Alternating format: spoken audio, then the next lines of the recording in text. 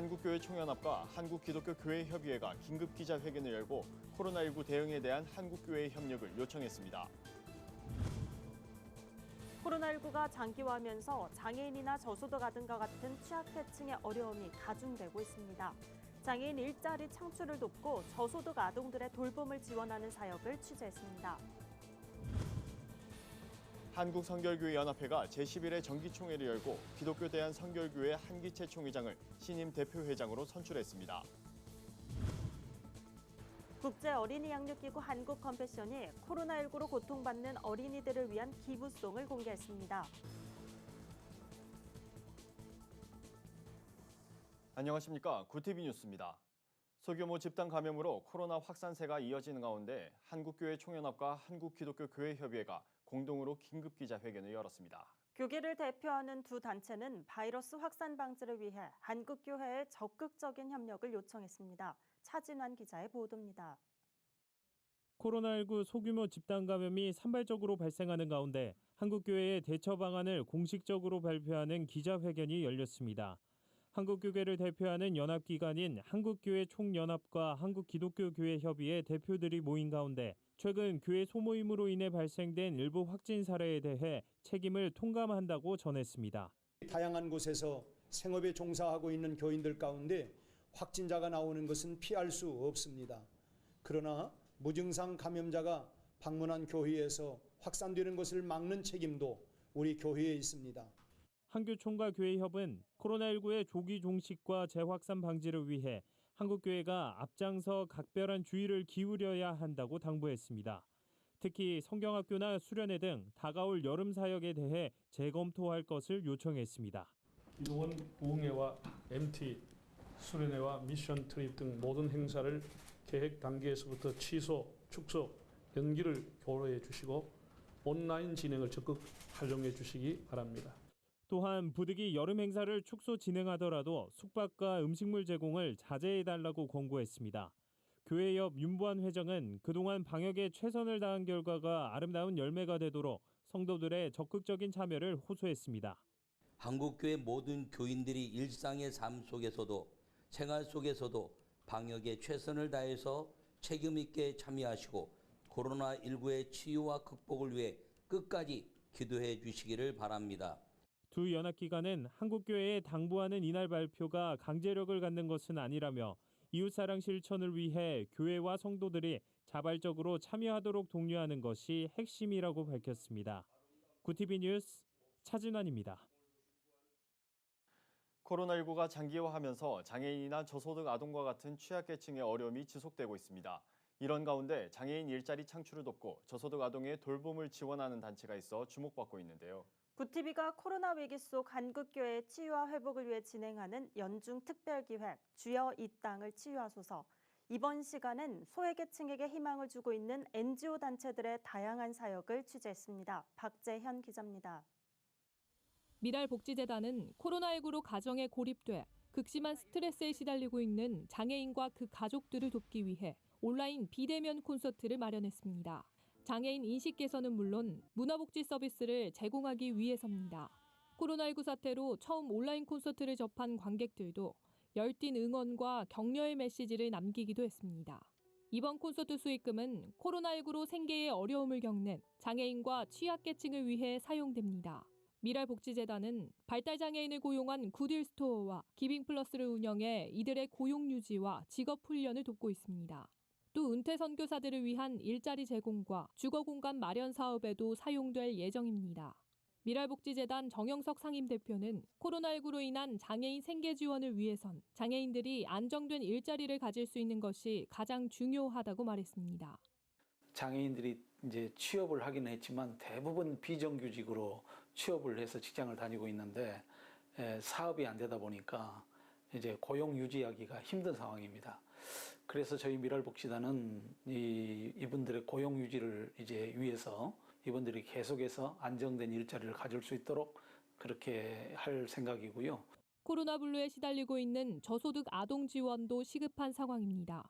코로나19로 아동들이 외부 활동에 제한을 받게 되면서 인터넷 중독 문제와 가족 갈등 문제가 갈수록 심각해지고 있습니다. 또 집에서 있는 시간 속에서도 아이들이 이제 밖에서 이렇게 나가서 놀지 못하는 상황이기 때문에 인터넷 중독 문제도 있고요. 또 가족 구성원분들이 코로나 때문에 스트레스가 많이 받고 있잖아요. 그렇기 때문에 가족 간의 갈등 문제가 최근에 많이 증가가 되고 있고 아이들도 많이 좀 심리적으로 힘들다고 주변에서 많이 이렇게 얘기하고 있습니다. 이를 위해 희망친구 기아대책은 온라인 학습이 쉽지 않은 저소득 가정을 위해 긴급생계를 지원하는 희망둥지 사업과 행복한 홈스쿨을 통한 긴급 아동 돌봄, 심리상담 지원에 힘쓰고 있습니다. 기아대책은 코로나19로 증가한 아동학대 문제에도 관심을 가져야 한다며 한국교회와 함께 아동폭력 개선에 지속적인 지원을 이어갈 것이라고 밝혔습니다. 구티비 뉴스 박재현입니다. 한국성결교회연합회가 제11회 정기총회를 열고 대표회장의 기성총회장 한기채 목사를 추대했습니다. 이날 총회에서는 긴급한 사회 문제에 대응하기 위한 사회책임 분과위원회를 신설하는 안건도 통과됐습니다. 조유현 기자입니다. 기독교 대한성결교회와 대한기독교 나사렛 성결교회, 예수교 대한성결교회 등 성결교단의 연합을 위해 창립된 한국성결교회연합회가 제11회 정기총회를 열었습니다. 한성연은 지난 2011년 교단 간 상호교류와 성결복음의 확산이라는 가치 아래 설립됐고 지금까지 한국교회 회복과 복음화에 전념해왔습니다. 서울신학대학교 황덕형 총장은 한성연이 코로나19로 어려워진 이 땅의 회복을 위해 쓰임받을 것이라고 선포했습니다.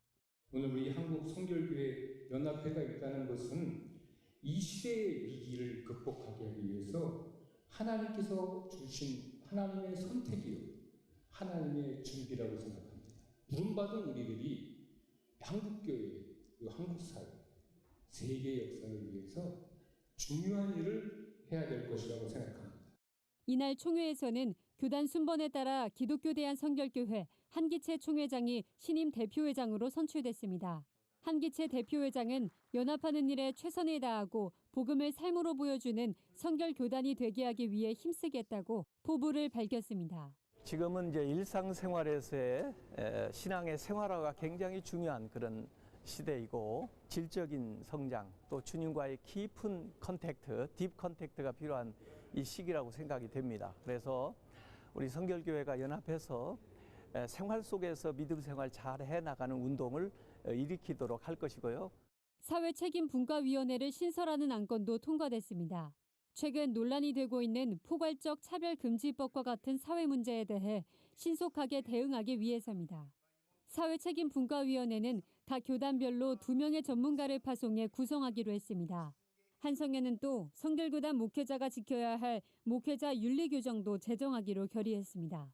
구티비 뉴스 조유현입니다. 한국 컴패션이 코로나19와 가난으로 고통받는 전 세계 어린이들을 돕기 위한 음원 너의 계절이 되어줄게를 발매했습니다. 스위스로의 김영우와 제이레빗이 작사와 작곡, 노래까지 재능 기부로 참여한 이 음원에는 가난으로 고통받는 어린이들이 웃음을 잃지 않길 바라는 마음이 담겼습니다. 음원은 각종 온라인 음원 사이트를 통해 만나볼 수 있으며 수익금 전액은 코로나19 등 긴급 재난 지원금으로 전액 기부돼 전 세계 취약계층 어린이를 위해 사용됩니다. 기부송에 참여한 김영우 씨는 가난으로 고통받는 전 세계 어린이들이 세상에서 가장 아름다운 각자의 꽃을 피울 수 있도록 함께 해달라고 전했습니다. 오늘의 사회 이슈를 진은희 기자가 종합해 보도합니다. 오늘의 이슈 포커스입니다. 정부가 국가 연구 개발을 통해 나온 모든 데이터를 한 곳에 모아 활용할 수 있는 국가 바이오 데이터 스테이션을 내년까지 조성합니다. 이 플랫폼이 조성되면 연구자들이 이질적이고 다양한 연구 데이터를 통합해 신약 개발과 인공지능 등에 활용할 수 있을 것으로 보입니다. 또한 각 부처에서 운영 중인 274개의 소재자원 은행을 구조조정해 줄기세포, 뇌, 미생물 등 14개 분야별 소재 클러스터도 마련할 예정입니다. 지난달 소비자 물가 상승률이 시세 변동폭이 극히 작거나 변동되지 않은 상태를 의미하는 고합을 기록하며 한 달 만에 하락을 멈췄습니다. 이일 통계청의 소비자 물가 동향에 따르면 6월 소비자 물가 지수는 104.87로 작년 동월과 같았습니다. 안형준 통계청 경제동향 통계심의관은 물가 상승률은 매뉴얼상 소수점 첫째 자리까지가 공식 물가라 0.0%로 보는 게 정확하다고 설명했습니다. 5월 마이너스 물가는 작년 9월 사상 처음 마이너스를 기록한 이후 8개월 만이었습니다. 카카오가 카카오톡과 포털 다음 등에 도입하는 아동 청소년 대상 성범죄에 대해 무관용 원칙으로 강화된 규정을 적용합니다. 아동 청소년 대상 성범죄 또는 성범죄 조장 행위를 비롯해 관련 콘텐츠를 이용하려는 적극적인 의사표현까지 제재됩니다. 구체적으로 아동 청소년과 관련한 성착취물 제작, 제공, 광고, 소개, 소지 및 이용, 성범죄 모의 및 묘사, 성매매, 그루밍 등이 그 대상입니다. 카카오는 이 같은 행위에 대해 횟수와 상관없이 가장 강력한 제재를 적용하고 필요하면 수사기관의 사법적 대응과 연계하겠다는 방침입니다. 우리나라의 인공지능 정책이 세계 주요국과 비교할 때 연구와 인재 육성, 산업정책 면에서 가장 잘 준비되어 있다는 평가가 나왔습니다.